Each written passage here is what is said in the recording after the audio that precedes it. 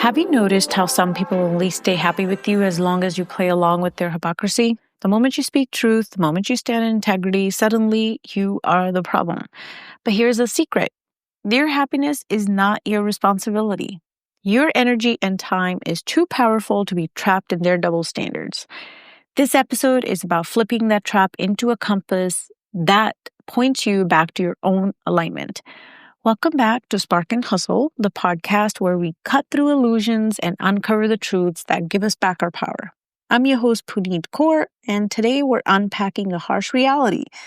In order to stay in some people's good graces, you have to participate in hypocrisy. And if you refuse, if you insist on authenticity, you risk losing their approval.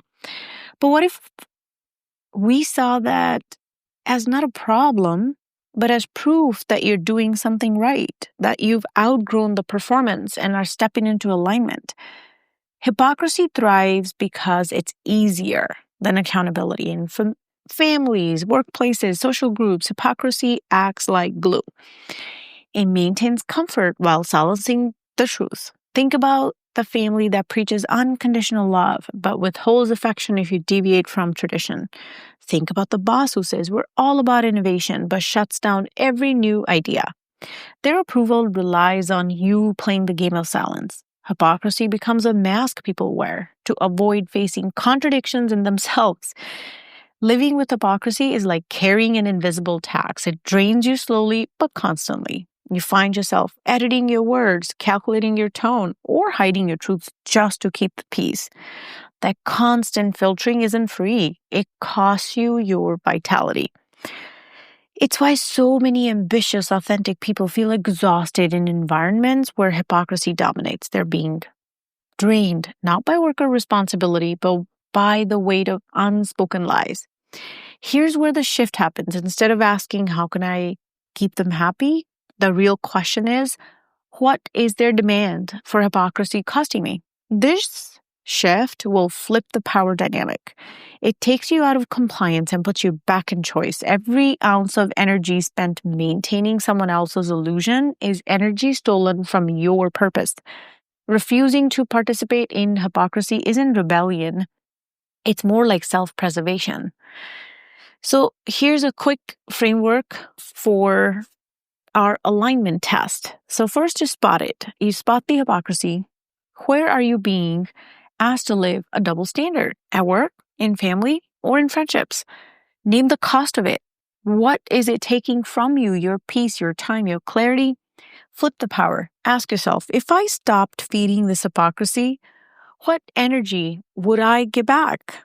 Choose alignment. Choosing alignment doesn't mean dramatic confrontation. It can mean small, quiet decisions to stand in your truth without apology.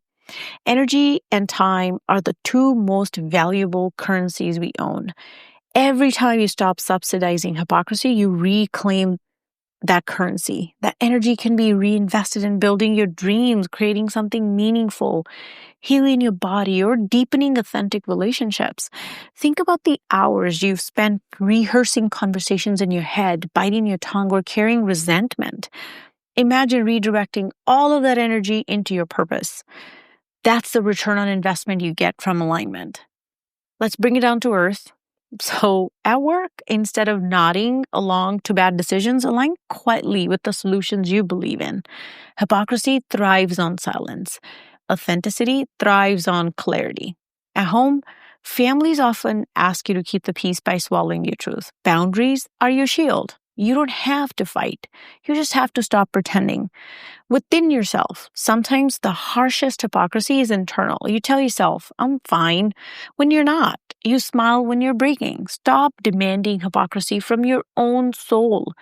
Start living in truth with yourself first. Here's a couple of fun stories. Not so fun, but one is there was a woman I worked with whose workplace constantly praised teamwork, but punished anyone who spoke up with new ideas. She played along for years, realized the cost was her creativity had flatlined. When she finally stopped feeding that hypocrisy, she found the energy again. And within months, she was thriving in a new role where she was being rewarded for her authentic self. Another one was this friend of mine whose family preached unity, but they totally practiced favoritism.